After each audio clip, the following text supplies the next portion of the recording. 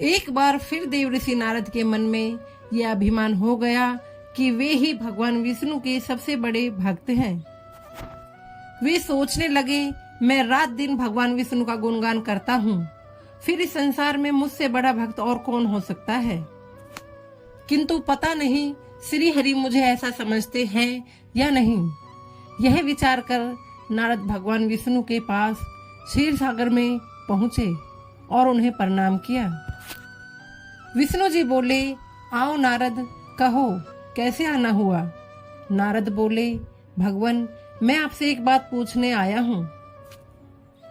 भगवान विष्णु बोले, मैं तुम्हारे मन की बात जानता हूँ नारद, फिर भी मैं तुम्हारे मुंह से सुनना चाहता हूँ।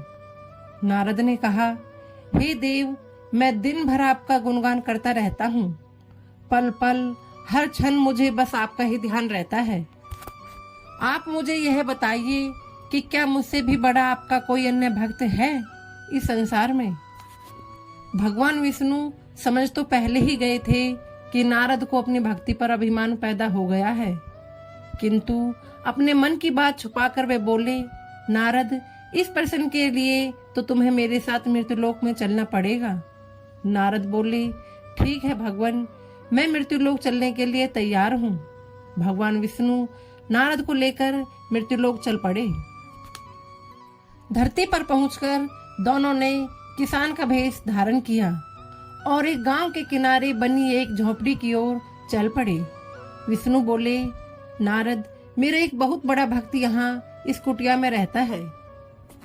आश्चर्य है, क्या मुझसे भी बढ़कर किसी की भक्ति हो सकती है। नारद के मुख से निकला, क्या वह भी मेरी तरह आपका ध्यान लगाए रहता है। विष्णु जी ने कहा, आओ स्वयं ही जान लोगे, और उस कुटिया की ओर बढ़ गए। किसान उस समय कुटिया के बाहर अपनी गाय को बांध रहा था। उसके मुख से हरि हरि गोविंद का स्वर निकल रहा था। किसान वेशधारी विष्णु ने उसके निकट जाकर नारायण नारायण कहा तो किसान ने विनीत स्वर से पूछा, आप कहाँ से हैं, कहाँ से आए हैं। भद्र, मेरे लिए कोई सेवा हो तो निसंकोच बताइए। किसान वेशधारी भगवान विष्णु ने कहा, हम अपने नगर को जा रहे हैं, पर अंधेरा घिरने लगा है। वन में जंगली पशुओं का डर है, इसलिए रात भर आश्रय चाहते हैं।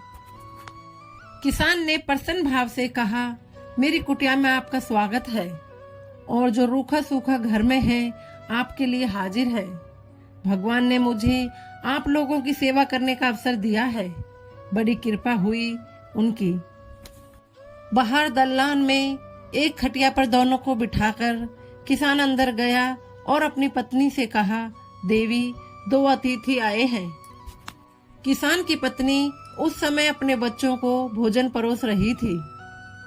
धीरे से आटे का बर्तन देखती हुई बोली, घर में इतना सा ही आटा है और यह बच्चे और भोजन मांग रहे हैं। किसान बोला, कोई बात नहीं, हम अतिथियों को भरपेट भोजन कराएंगे। तुम बच्चों को आज कांजी बनाकर पिला देना। नारद और भगवान विष्णु ने उन दोनों का सारा वार्तालाप सुना, फिर भी परीक्षा के लिए भोजन की थाली पर बैठ गए। जब दोनों ने भरपेट भोजन कर चुके तो नारद सोचने लगे, यह सीधा साधा गृहस्थ भगवान का सबसे बड़ा भक्त कैसे हो सकता है। उधर श्री हरि ने किसान से और भोजन लाने की फरमाइश कर दी। बोले, मेरा पेट अभी नहीं भरा, क्या और भोजन मिलेगा। किसान रसोई घर में गया और जाकर अपनी पत्नी से पूछा, कुछ और भोजन बचा है क्या।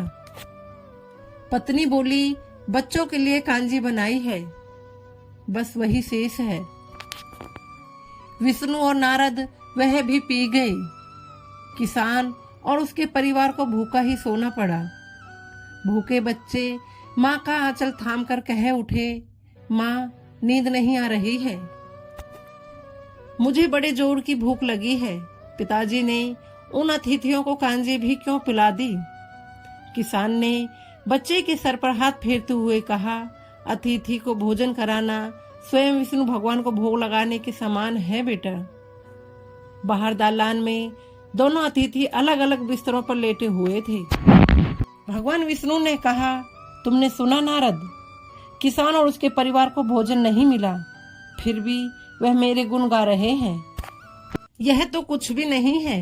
मैंने तो कई कई दिनों तक भूखे रहकर आपका स्मरण किया है।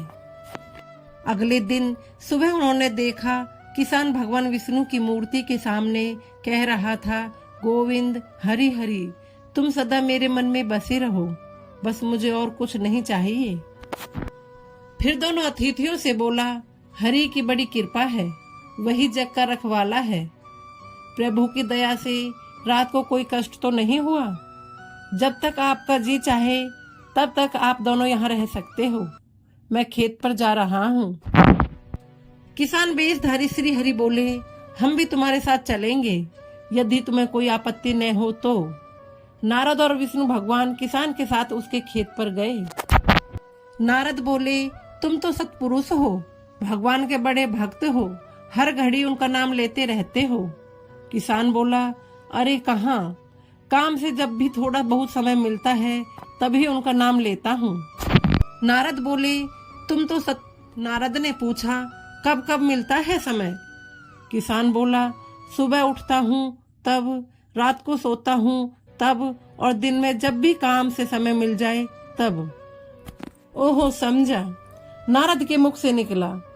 दोनों जब किसान से विदा लेकर चले तो नारद ने कहा, आपने सुना भगवान, वह सुबह शाम 2 ही बार आपका स्मरण करता है, जबकि मैं हर समय ध्यान करता हूँ, फिर भी आप उसे महान भक्त बताते हैं। नारद की बात सुनकर श्री हरि चुप रहे, किंतु मन ही मन उन्होंने कहा, कारण भी जान जाओगे नारद।